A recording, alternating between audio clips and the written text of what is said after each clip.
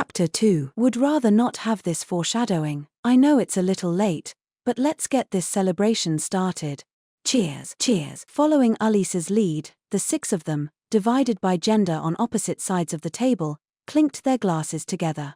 It was after school, and the members of Fortitude, including Masachika, were celebrating at a karaoke spot. In seating order from the back of the room sat Masachika, Tokishi, and Hikaru on the guys' side, then Alisa, Sayaka, and Nonoa on the girls' side. Although Alisa subtly averted her gaze as she and Masachika awkwardly clinked their glasses together, the other 4 began chatting as if they hadn't noticed. A lot went down, but I'm really glad it all worked out in the end. You can say that again. I was worried for a second there. Hikaru, how does your stomach feel? I'm fine now.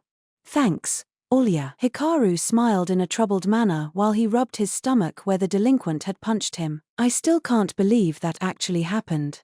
Getting beat up by delinquents was something I thought only happened in comic books. You simply can't reason with some people. I am a bit surprised that someone, especially nowadays, would suddenly punch someone from another school like that, though. I know, right? I totally thought Japan was safer than that, but I guess it just depends on where you are, says the girl who tried to gouge a stranger's eyes out. Masachika looked away, inwardly scoffing at Nonoa's comment. It wasn't like he could criticize her, though, having knocked some thug's front teeth out to save her. Plus, he hadn't told Alisa about what had happened, and he didn't really want others to know about it, either, so he decided not to bring it up. If anything, I'm surprised there are students who are willing to start trouble at other schools just for a few bucks. I don't know, man. Like, you've heard of sugar daddies, right? There are even students who do illegal work on the side for cash, too. I mean, it looks like there are people willing to do anything for money. Yeah, I guess it all depends on the environment you grow up in. Masachika decided to change the subject, glaring at Tokishi for even bringing up sugar daddies out of the blue like that. Anyway, did you guys make up with Nao and the others? Tokishi and Hikaru seemed caught off guard by Masachika's question, and they exchanged glances and somewhat bitter expressions. Yeah. For the most part. Of course, that doesn't mean things are going back to how they used to be, but, well, we promise to hang out again soon. Really? I'm glad to hear that, said Masachika with a nod, deciding to leave it at that. He had no intention of delving deeper into their relationship or revealing his role in mending their friendship. After the school festival, he made time to apologize directly to Nao for being a little harsh, but even then, he didn't inquire about what had happened to Luminous. I should probably keep out of their business. I've already done too much. Besides, it looks like Tokishi and Hikaru are feeling a bit better, so that's all that matters. Masachika thought that while grabbing one of the countless French fries from the pile. Nonoa, however, surprisingly expressed interest in the subject. So, like, is Luminous gonna get back together or what? Oh, I guess. We still need to search for a new singer, since ours transferred to a different school, though. Word, replied Nonoa, making it hard to tell if she actually was interested. Tokishi's gaze then shifted toward Alisa before he hesitatingly asked, by the way, would you be interested in continuing to sing in our band? Maybe. Alisa looked away, but Masachika knew exactly how she felt. Fortitude was a band formed solely for the Autumn Heights Festival, and Alisa wasn't an actual member of Luminous, either. She was essentially a stand-in. Therefore, they couldn't expect her to simply drop her current life to become a singer. The situation was even more complicated, given that the original members of Luminous were in the process of making up, too. She's going to be too busy with student council work, since we don't really have that many members this year. Of course, someone with unlimited stamina like Chisaki can tackle 2 clubs at once, but I think that'd be a little too much for Alya, since she has a lot on her plate. Noticing Alisa was in trouble, Masachika stepped in to assist. Right away, Tokishi grinned sheepishly. Yeah, I figured. Sorry, Alya. I just had to ask, since your singing was incredible. Oh, no. It's okay. I'm just sorry I can't help. Alisa also looked a little apologetic, but just when the atmosphere had gotten a bit heavy, a cheerfully out-of-place voice cut through the silence. Then can I do it? I legit want to try singing. What? Nonoa's hand was in the air, catching both Tokishi and Hikaru by surprise. Their eyes went wide. Nonoa. Are you sure? I'm not in the student council or disciplinary committee like Alisa and Soyo, so why not? Like, I don't see a problem. No, of course not. It's just. Tokishi's asking if you're going to be comfortable joining a new band. We already know each other, but they're basically strangers to you. What? I don't care, Nonoa replied nonchalantly. After Hikaru and Tokishi exchanged glances, Tokishi timidly spoke up. If you're fine with it, then we'd love to have you. Of course, we have to ask the other two first, though. Aight. Just let me know when you figure it out, okay? Oh, hey. I guess I should, show you guys what I can do, since we're here, right? Nonoa picked up the tablet and selected a song that happened to be one of the cover songs that Luminous was familiar with. Check, check. She adjusted the microphone's volume as she stood, followed by Sayaka, who swiftly grabbed the tambourine on the couch and got into stance. The tambourine, just as Masachika turned to face them, an extremely powerful, impressive performance began. Gone was Nonoa's usual languid demeanor as she belted out a powerful rock song with a raw, energetic voice. Meanwhile, Sayaka kept an unusually straight face as she played the tambourine with incredible skill and speed. 4 pairs of eyes darted back and forth between Nonoa and Sayaka, but when the song came to an end, the room erupted with applause. Whoa, that was badass. Yeah. She doesn't sing like Alya at all, but she's really good in her own way. Thanks. But amid Tokishi's and Hikaru's genuine praise, Masachika couldn't help but comment. Wait. Yeah, that was great, but where did that come from? Not only was the singing incredible, but what was up with the tambourine? Why the hell are you two showing off your secret skills now? Feels like I'm staring at 2 people who already defeated the last boss and have the best equipment. Sayaka pushed up her glasses and replied in a matter-of-fact tone, well, there aren't many songs I can sing, so I learned to do this to keep things from getting awkward when we go do karaoke together. Oh, right. Sorry. Masachika, being the perceptive person that he was, correctly understood that Sayaka wasn't actually limited in the number of songs that she could sing. Rather, her preferred songs were heavily skewed toward the otaku genre. I just didn't, see the point of telling anyone. Yeah, that tracks for you. Masachika, being the perceptive person that he was, correctly understood the unspoken sentiment behind the words I just didn't feel like telling anyone. Anyway, did I pass? Asked Nonoa as she lowered the microphone. Yeah, you did. Yes, that was perfect. Tokishi and Hikaru immediately nodded. Hooray! Nonoa sluggishly raised a fist, her cheering monotone and her eyes heavy-lidded like always. At a glance, it was questionable whether she was genuinely happy, but Masachika somehow knew that Nonoa was thrilled. I'm just surprised you got addicted to playing in a band like this. Really? Once Masachika voiced his honest opinion, Sayaka promptly joined in, agreeing with him. Yes, I was genuinely surprised as well. I wasn't expecting her to get that into the performance. I heard she advertised the show at her maid cafe while waiting on customers as well. Wait. Really? What? I wasn't advertising. I would never mix my personal life with business, especially since my class was after the so-called special award. Nonoa dismissively waved her hand at Sayaka's claim, but her eyes darted away. People were just asking me when I was going to be working at the cafe, so I was telling them that I wasn't going to be there much longer because I was going to be performing in the schoolyard. Oh, haha. Yeah, I guess that wouldn't really count as advertising. Sounds kind of like stealth marketing to me. I don't think it counts as stealth marketing. Nonoa's straightforward explanation elicited subtle smirks from everyone other than Sayaka, who simply let out a small sigh of resignation. But haven't you been mixing your personal life with business from the start? I heard you made a fuss so that you could do the maid cafe with Sayaka, Masachika said. I wasn't making a fuss.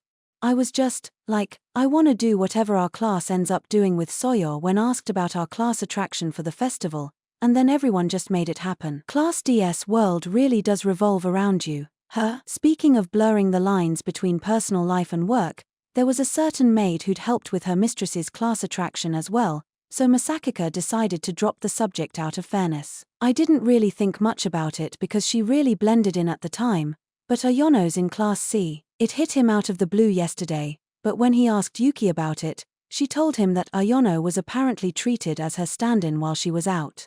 It was a seamless swap that seemingly went unnoticed by most. Tokishi, Hikaru, what about you two?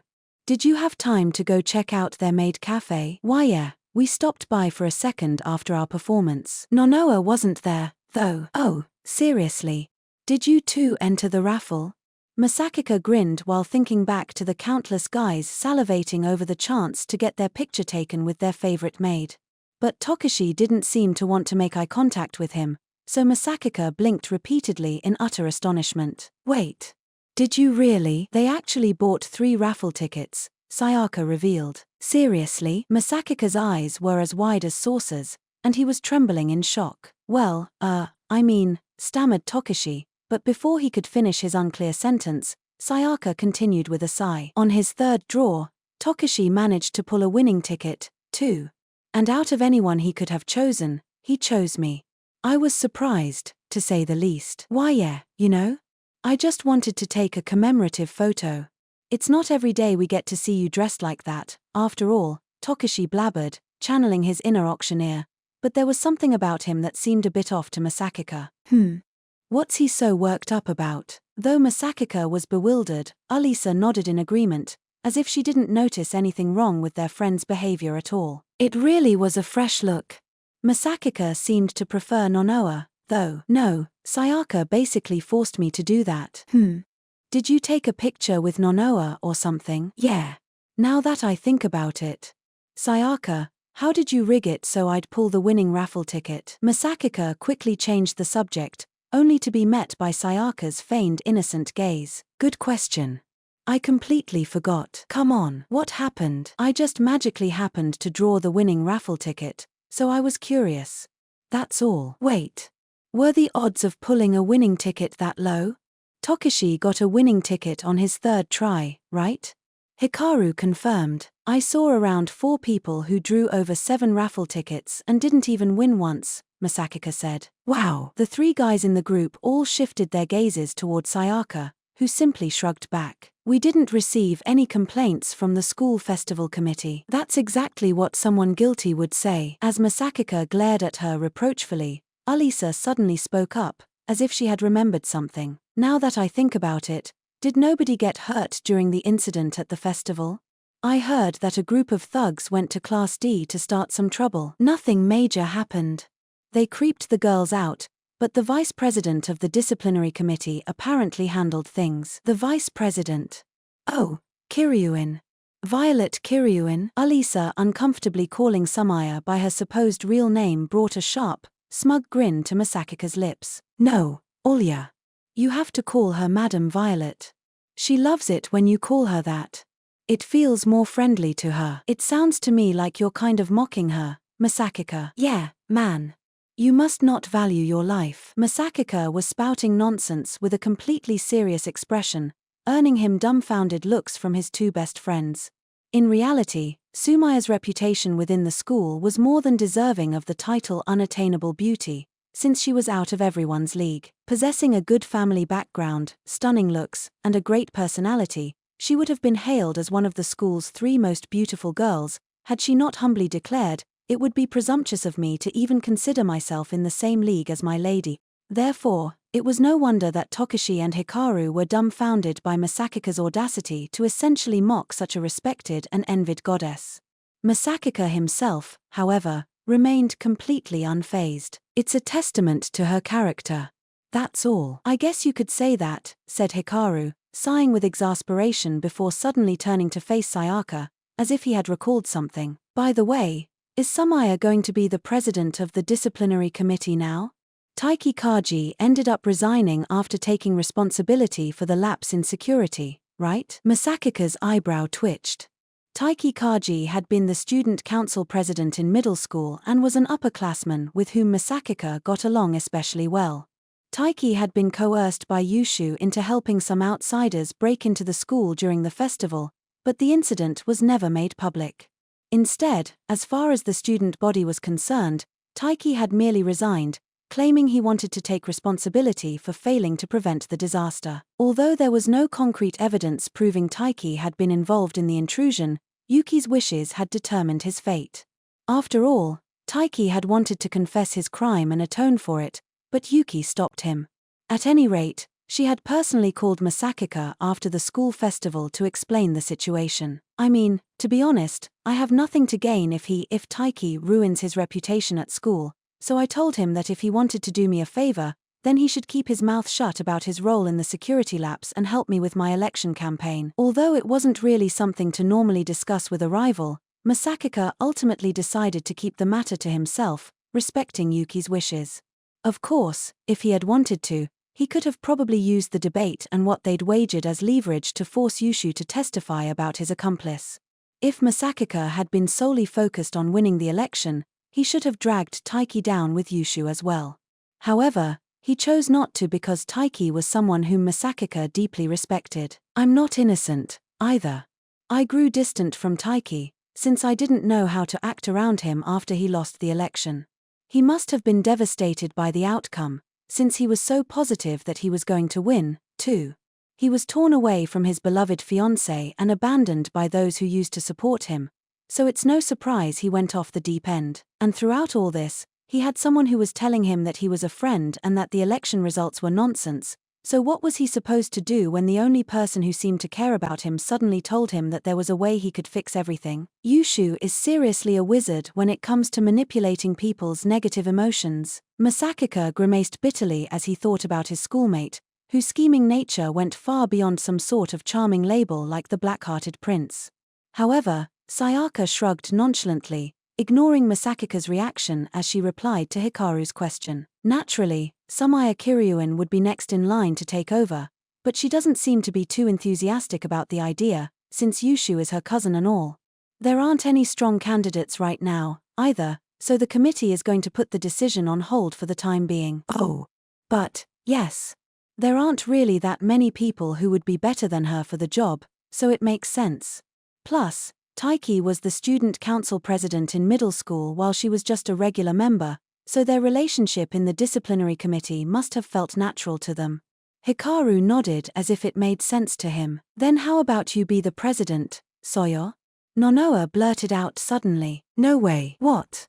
Why? Almost everyone worships Sumaya, so they'd simply end up resenting me, even for suggesting I could take over as the president of the disciplinary committee, Sayaka explained with a matter-of-fact tone. That was when Alisa suddenly spoke up. But you beat her in a debate in middle school, right? So if anyone is better than her for the job, it would be you. Surprised by Alisa's unexpected opinion, Sayaka quickly averted her gaze. Although Alisa was baffled by her unusually uneasy reaction, Masachika understood exactly why she reacted that way. Because it was actually Nonoa who took down Sumaya at the debate, not Sayaka. Plus, if you knew what really happened, you'd probably agree that it was a really horrifying battle that felt like a showdown between a villain and pure evil itself. It was the debate that had revealed Nonoa's true nature to Masachika and Yuki. Although they had suspected she was more than just a lazy, disinterested, flashy girl, after the debate, they were certain that there was something wrong with her. She was a dangerous opponent, which was why they had a gut feeling that Sayaka and Nonoa would be their main rivals in the election until the very end. And yet we're now hanging out like friends. Life's full of surprises, huh? While Masachika was lost in his old man-like thoughts, Sayaka, who seemed to have collected herself, cleared her throat softly. That was 3 years ago. Besides, they wouldn't allow a first-year student to be the president of the disciplinary committee anyway. Really? Plus, a mischievous grin suddenly appeared on Sayaka's lips. The most important trait for a member of the disciplinary committee to have is apparently combat power. Really? Don't take what she's saying seriously, Alya. It's not. The only reason why the disciplinary committee's like it is right now is because of Violet and Chisaki. I guarantee it. I get Violet, but why Chisaki? Oh, she was actually a member of the disciplinary committee all throughout middle school and her first year of high school. Oh, I do vaguely remember hearing about that. Also, it was Chisaki who turned Violet into the kind of person she is today. In other words, she's the root of it all. I wonder what happened to her to make her change the disciplinary committee into essentially a martial arts faction. Well, Masachika hemmed and hawed in response to Alisa's question. If he were to answer honestly, he would have to say something like, The bullies were forced to join the disciplinary committee after Chisaki gave them a good beating and were then mentally and physically toughened up, almost as if they had been sent to a reform school. That was how it ended up like this. But Masachika hesitated, unsure whether he should tell her, when all of a sudden, Tokishi spoke up, sensing Masachika was uncomfortable. Speaking of Chisaki, did you hear what she did to those thugs that sneaked into our school? I heard it was chaos. What do you mean chaos? Joked Masachika, despite having a good idea of what happened. Although he didn't know in detail what kind of rampage Chisaki had gone on, when he'd curiously decided to check on the intruders in the disciplinary committee room after the debate, a single male student came running out of the room, pale as a sheet, muttering, Human bodies weren't made to bend like that." Those words, in addition to the student heaving, prompted Masachika to turn around, sending him back to where he'd come from. "I'm sure Sayaka has an idea of what happened." Masachika shifted his gaze toward Sayaka, who simply shrugged while looking away. "Hey, it doesn't matter. Let's talk about something more positive. Hikaru, are you not going to show Masachika?" "Huh? Oh, right." Hikaru took out his phone and went through it for a few seconds before showing Masachika the screen. "Check it out. I was planning on sending this to everyone later, but Masachika tilted his head, listening to the commotion coming from the phone's speaker being handed to him, but the moment he saw the screen, his eyes opened wide. There, over the heads of the crowd, was Alisa in her band outfit, but suddenly, the roars of the audience were pierced by a powerful overture as Alisa's voice filled the air. "I asked my friend to take a video of us playing. I know it's a little far away, and everyone's heads and arms are kind of in the way, but it's better than nothing." Admittedly, the live footage really wasn't of the highest quality. But because it was raw footage taken from an extremely hyped audience, the heat of the moment was incredibly palpable. The audience swayed and jumped in time with the music, and you could see Alisa, who initially seemed a bit stiff, gradually getting into the groove. "Whoa! This is incredible." Masachika smiled as he watched Alisa move around the stage, soaking up the cheers of the crowd. The sight of her exchanging glances and working together with her friends to pump up the audience was a far cry from the title solitary princess. "She's so radiant." Although he was so proud of and happy for Alisa as he watched her on the screen, he couldn't wash away the tinge of loneliness that it made him feel. "It's nothing like the audience's reaction when I played in the auditorium." Masachika inwardly let out a bitter laugh while comparing their completely different performances in his mind. After the video eventually came to an end, he handed the phone back to Hikaru. "That was incredible. The audience went crazy. I can see why nobody can leave you guys alone during class," teased Masachika, hiding the dark emotions swelling in his heart. However, Hikaru, exchanging an uneasy glance with Alisa and Tokishi, smiled back warily. "Yes, we are getting a lot of attention. It's kind of exhausting, though." "Hard agree," said Tokishi, Hikaru, and Alisa, making Masachika tilt his head curiously. "Seriously? You too, Tokishi? I thought you'd at least be, like, I'm finally popular, and be thrilled that you're finally getting attention from the opposite sex." After Tokishi's eyes widened in surprise at Masachika's remark, he glanced at Sayaka for some reason before shaking his head vigorously. However, it wasn't only Masachika who found this overreaction bizarre. Hikaru seemed curious as well. "Now that you mention it, Tokishi has been acting really calm, despite being surrounded by countless girls." "What? Come on, guys. It's not like I want to be popular with just anyone. I only want to be popular with one girl." Masachika and Hikaru exchanged puzzled glances as Tokishi mumbled something that sounded unconvincingly pure. Then, as if he was unable to bear their scrutiny, he took a big gulp of his drink and looked the other way. "Besides, we have midterms coming up. Now that the school festival is over, things are going to get rough. And then we have field day after that," Tokishi said with a crack in his voice. The blatant attempt to change the subject made Masachika suspicious, but he still played along. "Oh, right. We have too many things to do this time of year. I bet the student council's really busy, huh? You have to work during field day, too, right?" "No, field day isn't going to be that busy. The field day committee's going to handle most of what happens then, so the student council just has to help with a few small things. The main thing we need to do is decide on the events we're participating in on field day," replied Masachika. "We're in high school, So, obviously you're doing the run, right? Nonoa interjected. Oh, right.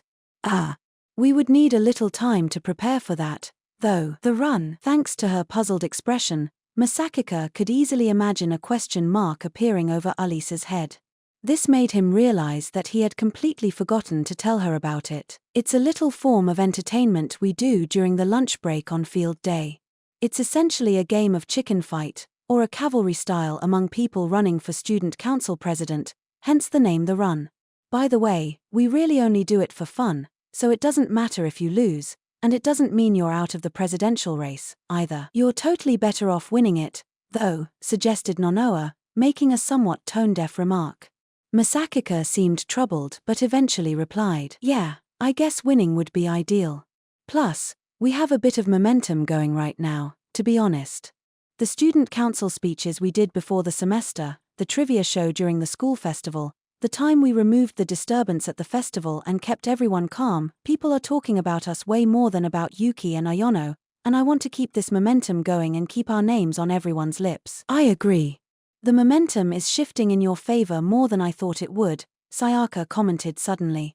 Masachika's and Alisa's expressions became serious, making Sayaka frown. What? I just wasn't expecting to hear you say something like that. I'm simply stating facts, insisted Sayaka, while she faced forward. Meanwhile, Nonoa, sitting next to her, leaned into her with a laugh as she slipped her arm around Sayaka's and rested her head on her shoulder, gazing up at her through her lashes. What? Nonoa? Oh, nothing. Sayaka sighed softly, having roughly figured out what Nonoa was trying to say and knowing that prying would only make things worse. Like something straight out of a Yuri comic. With a complex mix of emotions as he watched the scene unfold, Masachika faced Alisa once more. Anyway, Sayaka's right. We rose up from a huge disadvantage, and now it's time to push back. I know it's supposed to be just for fun, but let's do the run, and let's win so that we can keep this momentum up. Alisa nodded with a serious gaze, only to be interrupted by Tokishi, who seemed to be having a little trouble reading the room.